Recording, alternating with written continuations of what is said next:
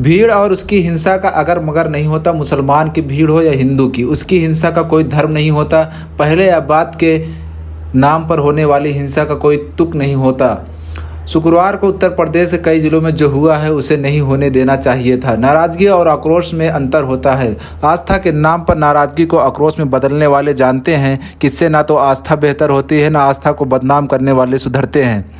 इसके नाम पर हिंसा करने वाले दंगाई बलवाई ही कहे जाते हैं। जिनके हाथ में पत्थर नजर आ रहे हैं उन्हें और तो कुछ कहा नहीं जाएगा। उनकी हिंसा से उस भीड़ को खुराक मिलेगा जो हर दिन इसी का माहौल बनाती है, इसी के खतरे को आशंका बहुसंख्यक के मन में बिठाती है। इन खुराकों के लेन देन से कुछ नहीं होगा। कहीं ज़्यादा भीड़ बनेगी, कहीं कभी कम भीड़ बनेगी। कोई 10 कारें जला देगी, कोई 3 कारें जला देंगी। ऐसा करने वाले कानून की हर किताब में और दुनिया की हर किताब में केवल दंगाई कहे जाएंगे। किसी की प्रतिक्रिया में हिस्सा करने वाला और किसी के हिंसा के लिए उकसाने वाला दंगाई ही होता है। चाहे वह बच जाए या पकड़ा जाए, दंगाई ही होता है। यूपी ही नहीं, देश के कई शहरों में हिंसा की खबरें हैं। जहां से शांत की खबरें हैं वहां भी तनाव की आशंका थी। प्रयागराज में जिनके हाथ में पत्थर हैं वो अच्छी तरह जानते होंगे कि उन्होंने क्या किया है। उन्होंने खुद को जानबूझकर उस बड़ी भीड़ का चारा बना दिया है जो पत्थरबाजों के नाम पर बनाई जाती रही है। इस बहुसंख्यक भीड़ को सड़क पर उतरने की जरूरत नहीं है, उसे केवल इस तरह का चारा चाहिए। बाकी का काम वो गोदी मीडिया, सोशल मीडिया, प्रशासन की मदद से कर लेती है। हिंसा की इन तस्वीरों को दिखाकर बड़ी भीड़ पीड़ित पक्ष बनने लगेगी, कहेगी हमारी बातें सही हो रही हैं। वह अपराधी से निर्दोष बनने लगेगी। टीवी के स्टूडियो से भीड़ को बढ़ाकर बदला ले लेगी। बड़ी भीड़ को छोटी भीड़ का बहस इतना ही इस्तेमाल करना है कि अपनी भीड़ को और बड़ी करना है। और आज के पत्थरबाजों ने बड़ी भीड़ को खुराक दे दिया है। पत्थरबाजी एक सेगमेंट है जिसके नाम पर मुस्लिम समुदाय को लगातार चिन्हित किया गया, उसे पत्थरबाज के रूप में पेश किया गया। इस पैटर्न पर भी कभी बात होगी, लेकिन जब प्रयागराज के मुस्लिम युवक पत्थर उठा लेंगे तो उनकी व्याख्या पहले से तैयार इसी फ्रेम में होनी है। गलती आपकी है जो आपने पत्थर उठाया। अब शुरू होगा चुप्पी चुप्पी का खेल। ये चुप है, वो चुप है नाम पर बड़ी भीड़ के समर्थक निकलेंगे। उनके हाथ में भी पत्थर होता है, लेकिन वह ईंट का टुकड़ा नहीं होता, बातों का टुकड़ा होता है। ये लोग पूछेंगे कानून को हाथ में लेने वाले लोग चुप हो गए हैं।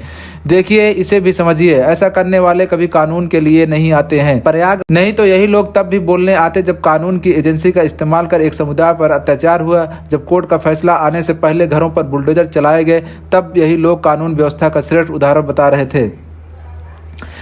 ये क्रिमिनल मानसिकता के लोग हैं जो इस मौके पर चुप्पी चुप्पी खेलने आते हैं। ये हमेशा ऐसे ही मौके पर बाहर निकलते हैं। टीवी और सोशल मीडिया में हर दिन बातों का पत्थर चलाकर ये लोग अपना कानून बना चुके हैं। इनकी चुप्पी का हिसाब देखेंगे तो सबसे ज़्यादा इनके खाते से निकलेगा।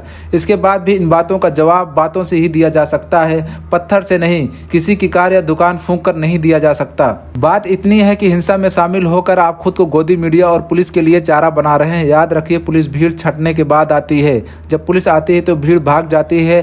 तब जब पत्थर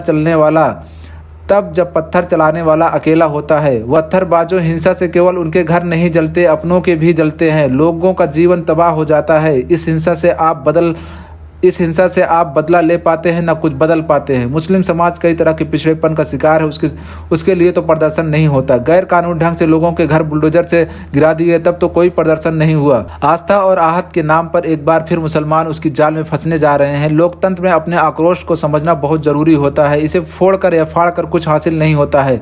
शुक्रवार की हिंसा के पीछे आस्था और आहत का आक्रोश है तो यह दुखद भी है और बेमतलब भी। इसका कोई अंत नहीं है। इसके नाम पर दंगाई ही पैदा होते हैं, कानून का अमल नहीं होता है।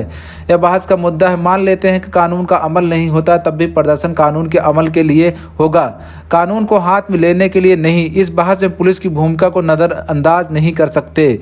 कई जगहों पर ऐसे वीडियो आए हैं जिससे पुलिस की क्रूरता जाहिर होती है। बड़ी भीड़ के दंगाइयों को लेकर उसकी चुप्पी भी कई बार दिखती है। क्या आप इससे नजर मोड़ सकते हैं? परसों मुकदमे चलते हैं। 8 साल से गोदी मीडिया पर चलने वाली बहसें आभासी क्रिया प्रतिक्रिया का माहौल रचकर दंगाई मानसिकता के समर्थन के लिए माहौल तैयार कर रही है। उनकी आभासी वास्तविकताओं को असली वास्तविकता में मत बदलिए, बल्कि इस पैटर्न को लेकर लगातार बहस कीजिए, संवाद कीजिए, ताकि व्यापक समाज भी शामिल हो सके। इसके लिए जरूरी है कि माहौल में आस्था और आहत की भावुकता का कम से कम जगह हो। आस्था के नाम पर होने वाली बहस सबसे कमजोर बहस होती है, मगर इसका नुकसान सबसे बड़ा होता है। सांप्रदायिक हिंसा का यही तो इतिहास है। उसने किया तो हम करेंगे, हमने किया तो वो करेगा, वो गलत है, हम सही हैं, वो गलत है। पहले और बाद का कोई हिसाब नहीं रह जाता। लाशें रह जाती हैं, जली दुकानें रह जाती हैं, टूटे घर रह जाते हैं। इसलिए किसी भी भीड़ में ईगो लेकर न जाएं। आपको ईगो से से भीड़ का ईगो बड़ा होता है। ईगो से हिंसा होती है, ईगो से आप दंगाई बन जाते हैं। किसी भीड़ में जितना कम ईगो होगा वो भीड़ उतनी ज़्यादा लोकतांत्रिक होगी, उसकी मान्यता उतनी ही अधिक होगी। हो सकता है तब भी हमला हो जाए, लेकिन उसकी आशंका से बचने की तैयारी होनी चाहिए, ना कि लड़ने की।